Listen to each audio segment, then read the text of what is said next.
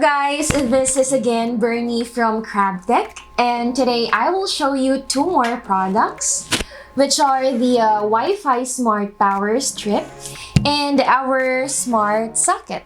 Both products can be controlled through your smartphone as long as you have at least 2G Wi-Fi connection.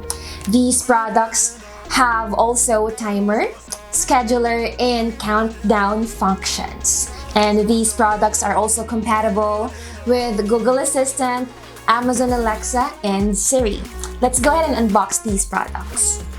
So let us unbox this Wi-Fi Smart Power Strip from CrabTek.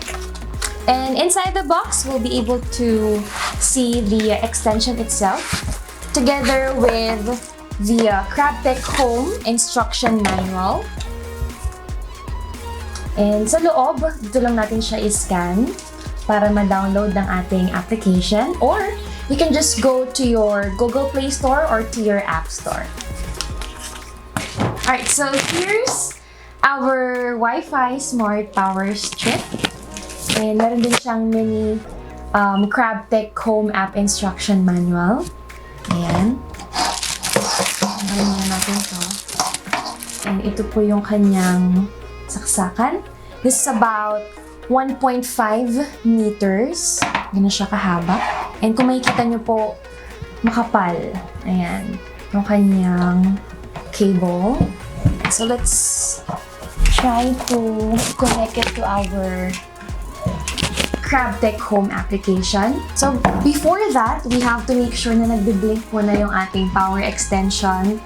And for you to be able to do that, you'll just have to press and hold the power button here. So in my case, nagbe-blink na siya. Let's go ahead and add the device first. So may plus sign lang dito. And then you have to go to electrical, the first category here. And then go to power strip Wi-Fi. And then click next, connect to your Wi-Fi. Next. And then sabi dito, confirm the indicator is blinking rapidly. So since nagbe-blink na siya, confirm natin and then hit next. So there you go. We were now able to connect to our smart power strip. Once we're connected, kindly tap on done. So dito makikita natin yung 4 switches. Ayan.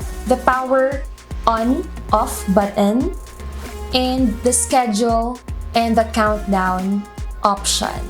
Okay, so let's go ahead and try the smart power strip with these two lamps here. Put it here and here. Switch 1 and switch 2. So let's turn it on through the power button here on our application. And so nag-on sila pareho kasi on yung ating 4 sockets here. Now, let's say for example, gusto mo lang naka-on yung isang lamp lang.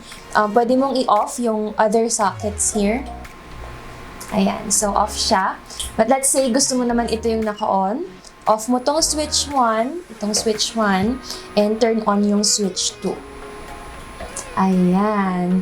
So, applicable to sa mga, let's say, umalis ka ng bahay at gusto mong ma-turn off yung other appliances mo, pwede yan through this CrabTek Home application. Or, bago ka umalis ng bahay nyo, pwede mong iset yung schedule or yung countdown para automatic mag-off siya. Let's go ahead and try the voice command of our smart power strip. Since we're using an iPhone, let's try Siri. Hey Siri. Hello there. Switch 1 off. Okay. Done. Hey Siri. Hello. Switch 1 on. Okay. Done. Alright. So that's how we will use our voice command. It's very, very easy to use. So here's our smart socket by CrabTek. Let's go ahead and unbox this one. Inside the box, we'll be able to see this smart socket, cute smart socket, together with a mini CrabTek Home app instruction manual. So let's try this one. But right now, I will be using a regular extension. Let's try this one. Alright, so for us to be able to connect, make sure that this one is blinking. Here, the power button here. But if not, you will just have to press and hold the power button to make it blink. So let's try this lamp again. But before that, we have to, of course, connect to our CrabTek Home application. So again, you have to go to the plus sign to add your device, go to electrical category, and socket. Connect to your Wi-Fi, hit next, next, and then confirm if the indicator is rapidly blinking. So it's already blinking. And let's just wait for the device to connect to your smartphone. We were now able to connect our smart socket. So here's our power button. Okay, so it's already on and we were able to turn on the lamp as well. And we also have scheduler, timer, settings button function here on the bottom part of your screen. So let's say nasa labas ka and nakalimutan mong i-off yung inyong appliance, you will just have to go to your CrabTek Home application, then just tap on here and it will automatically turn off your smart socket. You can also use other appliances such as your electric fan, refrigerator, aircon, yung mga appliances na hindi mo na mahuhugot sa malayo, pwede to sa inyo. Just turn it on using your CrabTek Home application. And also, it's compatible with Google Assistant, Alexa, and Siri.